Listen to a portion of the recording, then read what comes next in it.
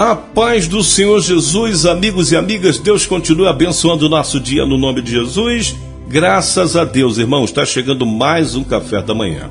Como disse ontem, estamos na temporada dos Salmos, estamos retornando com os Salmos. Já passamos os Salmos 2 vezes e estamos retornando de novo com os Salmos. Eu não tenho dúvida, aqui estamos atendendo o pedido de um irmão que solicitou, desejou ouvir os Salmos de novo. E eu acho que ele nunca tinha ouvido, né? Mas ele está no grupo há pouco tempo, fez esse pedido. Eu não tenho dúvida que Deus irá falar conosco como falou todas as outras vezes e de forma diferente, porque a palavra de Deus sempre se renova. Esse Salmo 2, só existe um servo de Deus, Pedro, né? Que atribui esse salmo a Davi. Mas se você for estudar aí, ele aparece mais como salmo de autor desconhecido, mas a estrutura dele nos leva assim a compreender que é um salmo messiânico. Todo estudo desse Salmo 2 provoca em nós um desejo de tratar Jesus, ou a necessidade de tratar o Senhor Jesus como se deve ser tratado, como Rei e Senhor da nossa vida. Só que muitos resumem a sua busca ao Senhor Jesus para resolver os seus problemas. Isso é triste, né?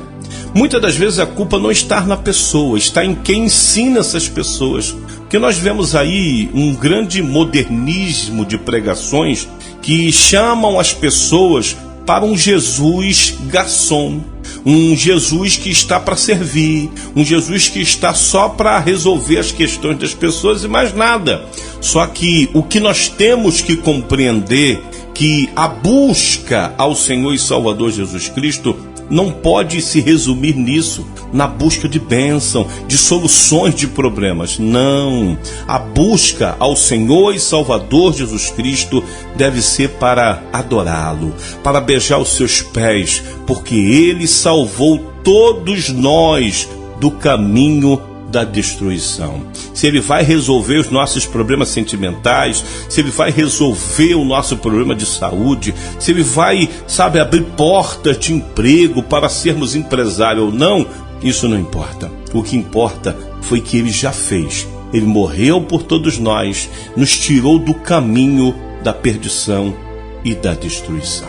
Vamos para esse salmo messiânico. O salmista, e eu vou também atribuir aqui a Davi, ele começa no verso 1 dizendo assim: porque se amotinam os gentios e os povos imaginam coisas vãs? Davi está fazendo uma pergunta. Por que os gentios e os povos imaginam coisas vãs? Os reis da terra se levantam e os governos consultam juntamente contra o Senhor e contra o seu ungido, dizendo: rompamos as suas ataduras e sacudamos de nós as suas cordas. Irmãos, esse verso 2 e verso 3, talvez você não tenha entrado no profundo dessa mensagem, mas no nome de Jesus, não eu, mas o Espírito Santo de Deus vai conduzir você até a profundidade desses 2 versos e você vai entender que isso está acontecendo hoje no nosso meio. Vou repetir o verso 2 e o verso 3 do Salmo 2, diz assim. Salmo são canções inspiradas por Deus. Diz assim o verso 2. Os reis da terra se levantam e os governos, anota isso, consultam juntamente contra o Senhor e contra o seu ungido, dizendo: rompamos as suas ataduras e sacudamos de nós as suas cordas. Conseguiu entender alguma coisa aqui ou não? Veja, o verso 1 diz: por que se amontinam? Ou seja, por que essas pessoas se juntam? Não só os gentios, como também os povos, né? Imaginam coisas vãs a respeito de Deus. Isso tem acontecido no nosso meio. As pessoas olham para Deus, as pessoas olham para o Senhor Jesus, as pessoas olham para o Evangelho e se incomodam, não concordam, não gostam. Inclusive eu vou dizer aqui, um falso pastor, ele veio numa gravação na rede social dizer que a Bíblia está ultrapassada, que é necessário atualizar a Bíblia, porque ele falou que Os velhos escritos, que se chama de Velho Testamento, tem muitas coisas que hoje não se aplica. Ei, peraí. Esse cara falou sem conhecimento. A Bíblia, ela é nova, ela é moderna e sempre ela está atualizada, inclusive o que eu estou lendo agora. Isso aqui está acontecendo hoje.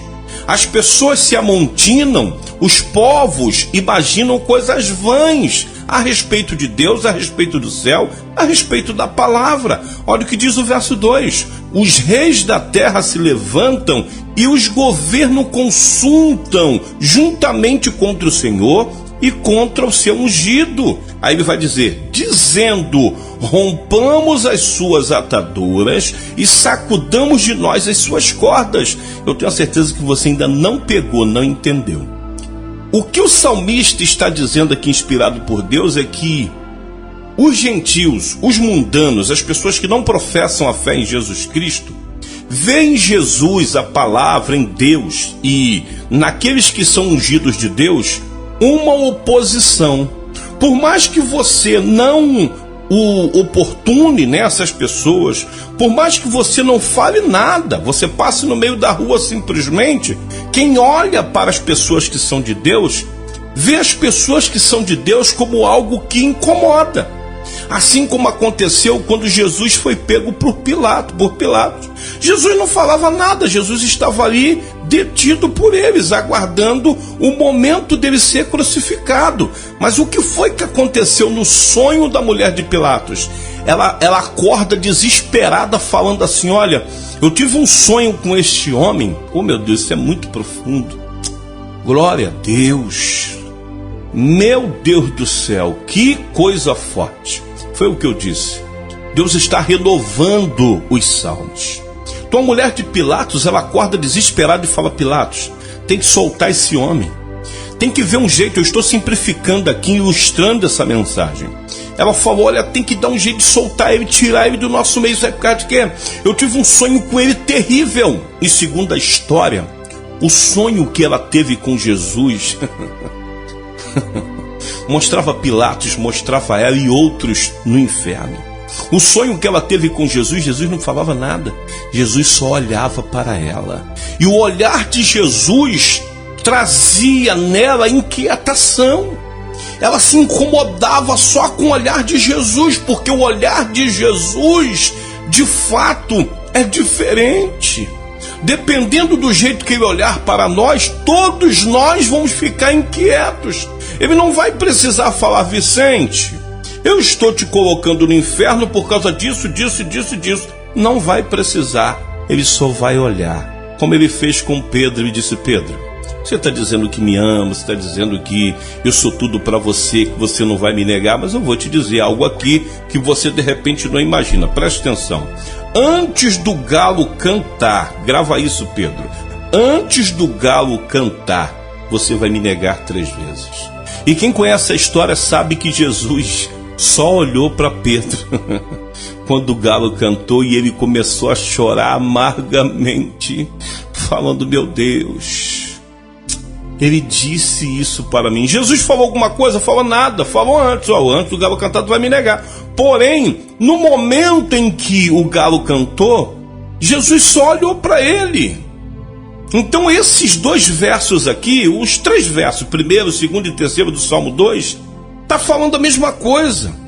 Que as pessoas, se reúnem, se levantam, os governos da terra, como nós estamos vendo hoje, se levantam, se ajuntam contra o Senhor, contra o seu ungido, contra a igreja. E o desejo deles é de fazer isso, como diz o verso 3. Rompamos as nossas ataduras, ou as suas ataduras, e sacudamos de nós as suas cordas. Ou seja, nós queremos ser libertos. Só que a libertação deles aqui é a libertação da palavra, do correto, do certo. Tem que largar a bebida, tem que largar a prostituição. Tem que ser homem de uma só mulher, tem que parar de mentir, tem que parar de roubar. Eles não querem isso, eles querem mentir, roubar, se prostituir, eles querem ser ladrões, eles querem. Então o desejo deles de se unirem é para sacudir as cordas, porque eles acham que eles estão presos por não poder fazer o que eles querem. Por isso que muitas pessoas se tornam ateu. Por isso que muitas pessoas pregam que Jesus não existe, que Deus não existe, porque na mente deles, se eles não tiverem alguém olhando para as ações deles nas ocultas, ali nas trevas, fica melhor para poder errar. Agora, enquanto há uma consciência, e eu chamo essa consciência de Deus, nos olhando e dizendo está errado, o Espírito Santo de Deus corrigindo, isso incomoda todos eles. Por isso que esse verso aqui, 1, 2 e 3, esses 3 versos, são versos atualizadíssimos. Estamos vivendo isso hoje. Os governos não querem isso. As pessoas não querem isso. Os gentios, os povos não querem uma doutrina. Eles querem viver sem doutrina. Aí será que eu vou pregar política? Eu creio que não. Eu vou só pregar a palavra. Por isso que as pessoas preferem o governo da esquerda. Por quê? Porque no governo da esquerda pode-se tudo, faz o que você quiser e ninguém pode te parar. Pode roubar? Pode. E eu fico preso? Não. Dependendo do teu roubo? Não. É isso que eles querem. Ninguém quer ser doutrinado, inclusive os próprios filhos dentro de casa. Quando você coloca uma doutrina para eles, é como se você estivesse batendo, como se você estivesse matando. Aquilo incomoda, eles não querem. Eles querem fazer de tudo sem que ninguém fale nada. É isso ou não é isso? Meu Deus, 3 versos e Deus já falou muito. Vamos para o verso 4, presta atenção no verso 4, diz assim: aquele que habita nos céus se rirá, o Senhor zombará deles. Sabe por que o salmista Davi está falando isso? Porque não adianta, irmãos, a terra não é desse povo, a terra não está sem governo, a terra não é sem dono, a terra tem um dono. Então, por mais que as pessoas na terra queiram fazer o que acham que é certo, olha o que diz o verso 4: aquele que habita nos céus está rindo deles, o Senhor zombará deles. Porque todos nós, não só eles que não servem a Deus e querem sacudir as cordas porque eles acham que a doutrina de Deus, o andar certo, é como se estivessem presos. Eles não querem nada disso. Não só eles, como também nós que servimos a Deus, presta atenção, não temos livre-arbítrio na totalidade. Você pode até escolher ir para o inferno, fazer o que você quiser, mas tu vai para o inferno. Mas mesmo essa tua escolha de não servir a Deus e fazer o que você gosta, tem aqui um não sei se essa palavra cabe, um não livre-arbítrio. Cabe essa palavra. Você não pode. Você só tem direito de escolher 2 coisas, o céu e o inferno. Então, se você escolhe o inferno, já está escrito, Deus falou, aquele que não me serve vai para o inferno. Se você escolher servir a Deus, já está escrito, aqueles que me escolhem vai para o céu. Então, se você olhar bem, não há livre-arbítrio. Ou você serve a Deus, ou você serve a Deus. Mesmo você não querendo servir a Deus, Deus já deixou escrito o que vai acontecer contigo. Por isso que o texto diz, o Senhor, aquele que mora no céu, vai zombar deles, vai rir deles. Verso de número 5 diz assim: então ele falará na sua ira e no seu furor os turbará. Eu, porém, ungi o meu rei sobre o meu santo monte de Sião. Proclamarei o decreto. O Senhor me disse, tu és meu filho, hoje te gerei. Pede-me e eu te darei os gentios por herança e os fins da terra por tua possessão. Tu os esmigarás com uma vara de ferro. Tu os despedaçarás como um vaso de oleiro. Porque é isso que o oleiro faz com os vasos que saíram tortos, que não aceitaram a mão do oleiro colocando eles certos.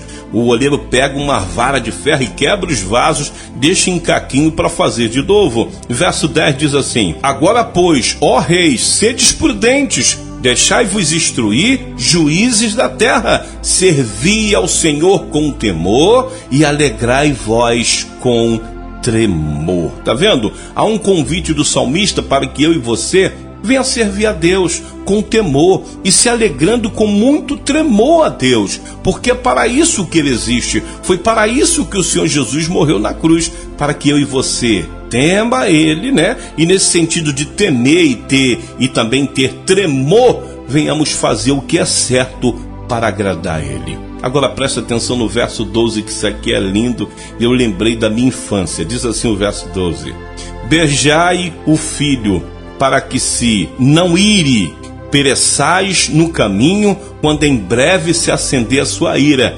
Bem-aventurados todos aqueles que nele confiam. Eu vou ler de novo.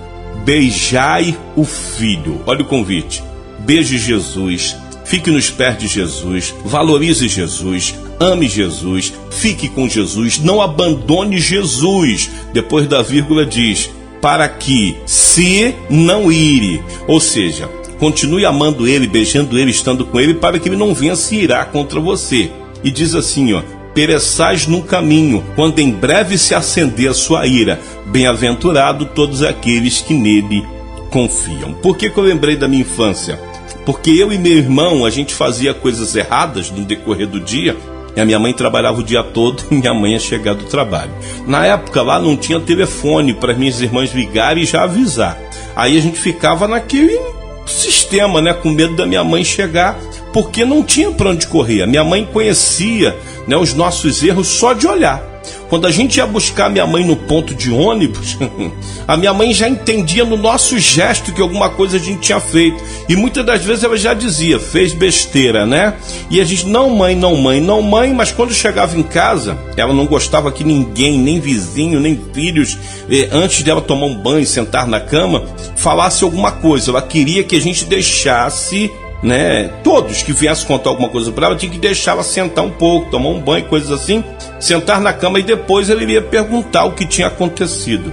E eu e meu irmão, quando a gente fazia besteira, a gente já, do ponto de ônibus até dentro de casa, a gente só faltava carregar minha mãe no colo, né? Ô mãezinha, a gente te ama, mãezinha, me dá a bolsa, mãezinha, não precisa pegar isso aqui. E aí a minha mãe já maldava, a minha mãe já sabia, eles fizeram alguma coisa. Esse texto aqui é a mesma coisa: beijai o filho, para que não se ire, e pereçais no caminho, quando em breve se acender a sua ira.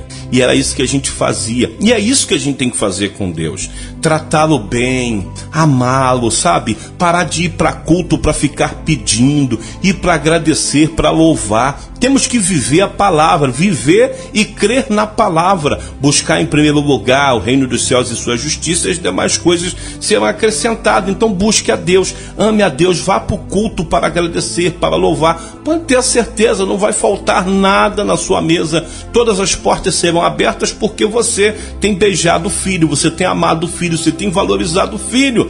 Só que eu e meu irmão, a gente deixava para fazer isso só depois do erro, aí não tinha jeito. Aí, como diz lá na Bahia, ela taca para cima da gente, né? E a gente apanhava, pelo menos eu, apanhava falando: eu te amo, mãe, eu te amo, mãe, eu te amo, mãe, mãe, por favor, mãe, não me bate mais não, mãe. Minha mãe, ó, com a sandália de borracha, que a gente chamava, hoje se chama de Melissa, minha mãe, ó, toma e me taca na gente, a gente: eu te amo, mãe, me perdoe, mãe, não me bate não, mãe. E minha mãe, mesmo amando, ela batia. Por quê? Porque nós tínhamos errado, nós tínhamos feito coisa que desagradava a ela. Não é diferente desse texto. Esse texto está dizendo que nós não temos que amar Jesus ou só dizer que ama quando nós erramos e, ai, por favor, não, é sempre, está sempre nos pés, sempre amando, sempre dizendo que Ele é tudo na nossa vida, para que quando Ele vier se irar, que Ele já está irado contra essa nação, a gente não venha perecer no caminho, né? E quando a ira dele se acender, Ele veja eu e você como bem-aventurado, tá bom? Deus te abençoe no nome de Jesus. Esse é o nosso café da manhã de hoje. Olha que palavra, né? Se Deus assim permitir, amanhã eu voltarei com mais um café espiritual. Deus te abençoe no nome de Jesus.